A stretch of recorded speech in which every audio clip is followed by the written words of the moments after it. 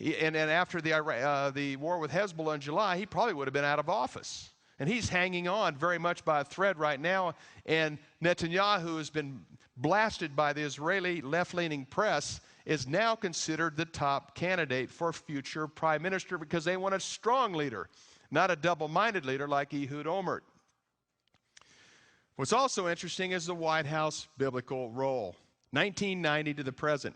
Woodrow Wilson favored Israel becoming a nation. He favored the Balfour Agreement, which was the agreement when Israel obtained the land that they now have.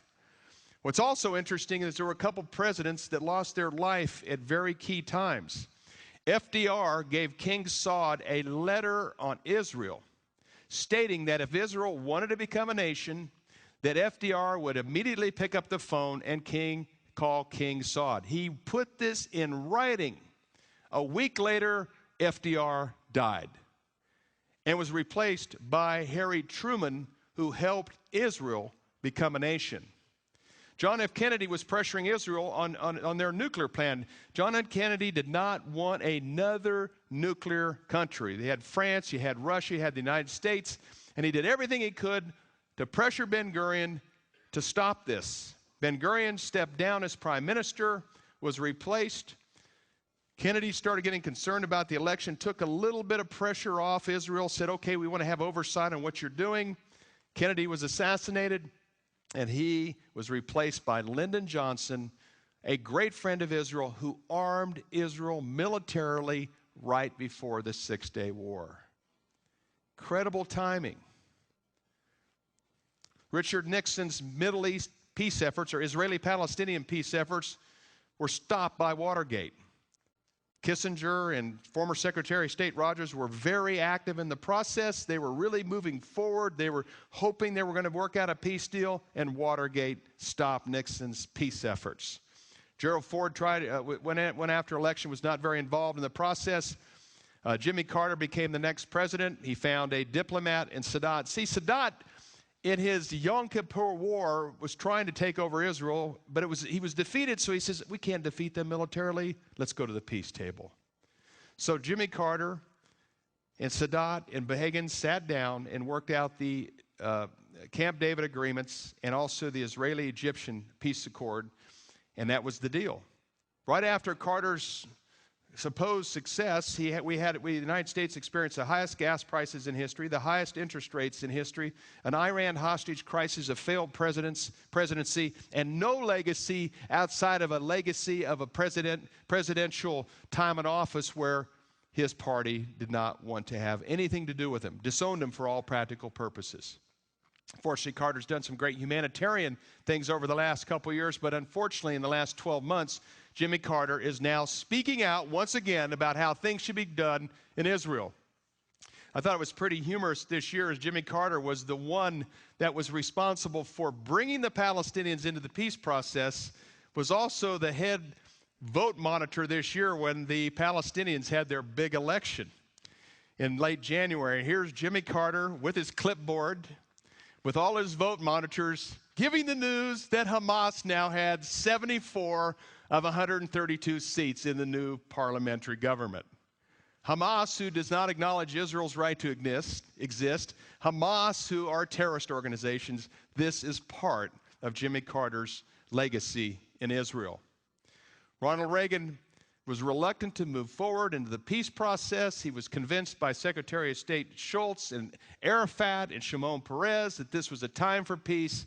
Reagan reluctantly moved forward into the process, and then the Iran-Contra scandal stopped his peace efforts. Israel was involved, and the whole situation became very problematic.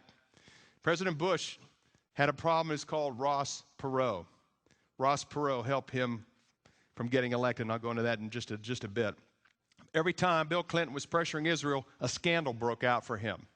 The Lewinsky scandal broke the day that Netanyahu was in the White House, January 24th, 1998. Arafat and Netanyahu were in and out of the White House. Enormous pressure on Netanyahu. The same day this Lewinsky scandal breaks, it becomes a major embarrassment for him. And President George W. Bush, the president wanted to become the education president, has been involved with a very costly and expensive war on terror. Matter of fact, I read yesterday that we have now spent $500 billion in Iraq, Afghanistan, and the war on terror. And I'll go into that in just a little bit. It's a very interesting connection.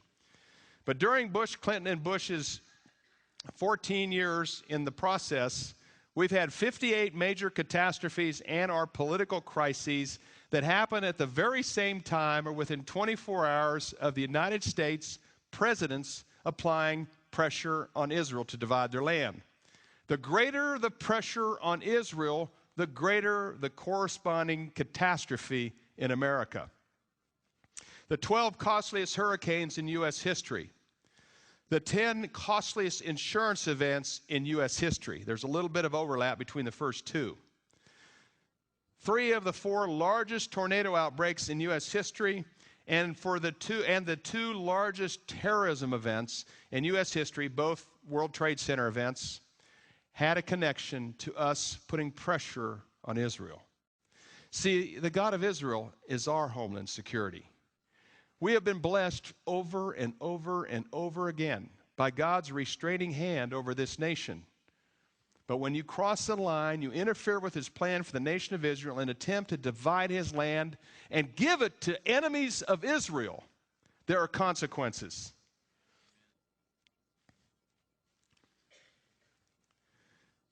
During President Bush's first 4 years and Bill Clinton's 8 years, for a total of 12 years, there were 29 major catastrophes or catastrophic events. During President Bush's next 5 years in office, there have been 28.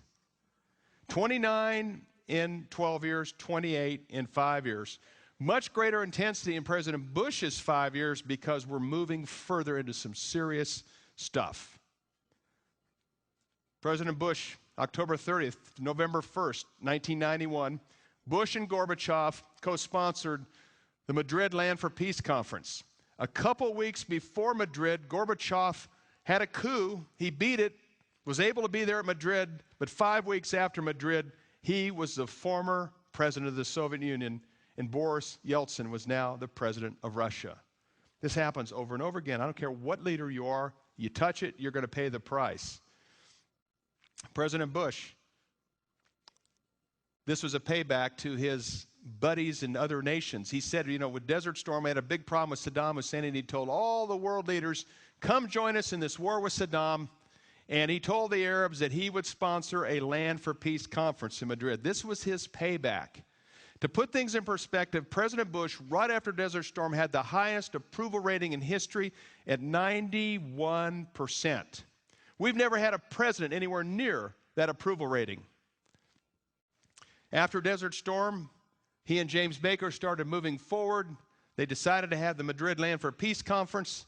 And at the time, he was calling on Israel to give up the land, their land.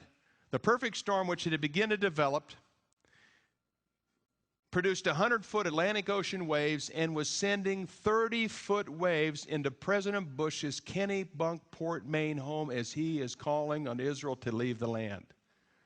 Not weeks, not months, not days, not years. At the time he's in Madrid calling on Israel to leave the land, his property is under water. Just under $1 million worth of damage. Bill Clinton. Actually, Bill Clinton became president. At that time in Madrid, President Bush, 12 months later, went from being the president of the United States to losing. When President Bush started Madrid, things started going haywire. That's what happens when you start working with Israel's land. Things get politically disruptive. I have 9 different periods of disruption President George W. Bush has experienced. Anywhere from 2 weeks to 3 months when he's involved in the process. When he backs off, things settle. Politically, personally, problems with Iraq, problems with Iran, problems with North Korea. The greater the pressure on Israel, the worse his situation gets from in Iraq, Iran, and North Korea. It's incredible how this happens like this, over and over again. But what happened? President Bush went from having the highest approval rating in history at 91% to 18 months later being out of office. Gaffes, problems, Perot was in, Perot was out. He lost his campaign chairman. Lee Atwater, who fortunately became a believer in Jesus just before he died. Secretary of State